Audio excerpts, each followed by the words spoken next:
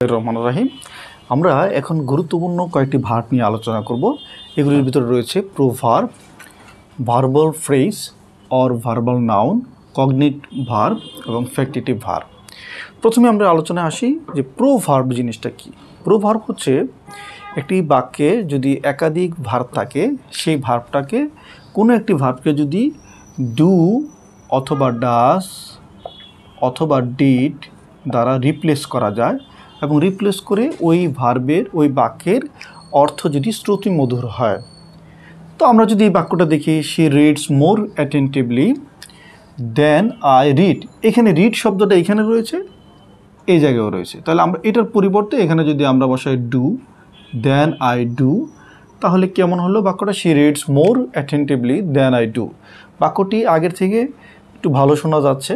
আমরা যদি এখানে যদি সাবজেক্ট আই না থেকে এখানে যদি হি হতো, তাহলে আমরা এখানে ডাস বসাতাম, ডাস। আর যদি পাস্ট টেন্সের ঘটনা হতো তাহলে আমরা বসাতাম ডিড। এবার আসি যে ভার্বাল নাউনটা কি। ভার্বাল নাউন হচ্ছে দা প্লাস ভার্বের সাথে আইনযুক্ত কোনো ভার্ব, এরপরে হচ্ছে অফ। তার মানে স্ট্রাকচারটা হচ্ছে the plus verb plus ING plus হচ্ছে অফ, এরকম থাকবে। এই স্ট্রাকচারে যদি থাকে তাহলে সেটা হচ্ছে ভার্বাল নাউন।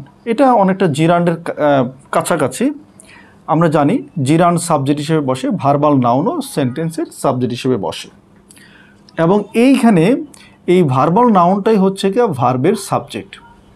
যদি পরীক্ষা এরকম আসে যে নিচে এরকম অপশন দেওয়া থাকবে যে ভার্বাল, এই শব্দটা আসলে কি ভার্বাল নাউন নাকি জিরান্ড না পার্টিসিপল নাকি নাউন, তো অনেকে আমরা কনফিউশনে পড়ে যাই। আমরা কি জেরান্ড দেব, যেহেতু ভার্বের সাথে আইনযুক্ত করা আছে, সাবজেক্টের জায়গায় বসছে, তাহলে সেক্ষেত্রে জিরান্ড অনেকে দিতে চাবে। হ্যাঁ, আবার অনেকে চাবে যে না এটা হচ্ছে পার্টিসিপল, কিন্তু আসলেই এটার কোনোটাই না, এটা হবে ভার্বাল নাউন অপশনে। এরপর আসি কগনিট ভার্ব। কগনিট ভার্ব হচ্ছে ভার্ব এবং অবজেক্টকে মনে হবে একই রকম। যেমন এইখানে স্লিপড, আই স্লিপড আর সাউন্ড স্লিপ, তাহলে এই স্লিপ আর এখানে স্লিপড শব্দগুলি কি একই রকম মনে হচ্ছে? আমরা যদি শুধু বলতাম যে আই স্লিপ, আমি ঘুমাই, এই বাক্যটা অবশ্যই ইনট্রানজিটিভ। ইনট্রানজিটিভ। এখন ইনট্রানজিটিভ ভার্ব সম্পর্কে আমরা পূর্বেও আলোচনা করেছি যে ইনট্রানজিটিভ ভার্ব হচ্ছে ভার্বকে কি বা কাকে দ্বারা প্রশ্ন করলে যদি উত্তর না পাওয়া যায় তখন সেটা হচ্ছে ইনট্রানজিটিভ ভার্ব। তাহলে আমি ঘুমাই, আমি কি ঘুমাই অথবা কাকে দ্বারা প্রশ্ন করতে হবে। তাহলে আমি কি ঘুমাই বললে এখানে কোনো অর্থ প্রকাশ পাচ্ছে না বা প্রশ্নটাই করা হচ্ছে না। তাহলে এটা হচ্ছে ইনট্রানজিটিভ ভার্ব। কোনো একটি ইনট্রানজিটিভ ভার্বের পরে সেই এখানে আমরা যেরকম স্লিপ বসিয়েছি, এরকম আই স্লিপ বসিয়েছি, এখানে যেমন স্লিপ বসিয়েছি, এই স্লিপটের সাথে এই স্লিপের মিল রয়েছে। কি বলেন তো?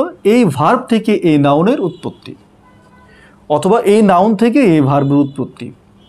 এরকম যদি হয় সেই ভার্বকে আমরা বলছি কগনিট ভার্ব। এবং কগনিট ভার্বে একটা মজার বিষয় সেটা হচ্ছে এই পুরোটাই হচ্ছে অবজেক্ট এবং এটার প্যাসিভ ভয়েসও হবে।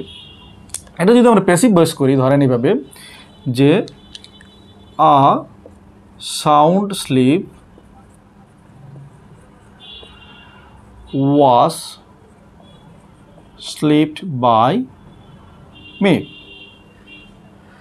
এরপর হচ্ছে আমরা শিখব ফ্যাক্টিটিভ ভার্ব। ফ্যাক্টিটিভ ভার্ব হচ্ছে সাবজেক্ট রয়েছে, ভার্ব রয়েছে এবং অবজেক্ট রয়েছে। এটা একটা ট্রানজিটিভ ভার্ব। কেন?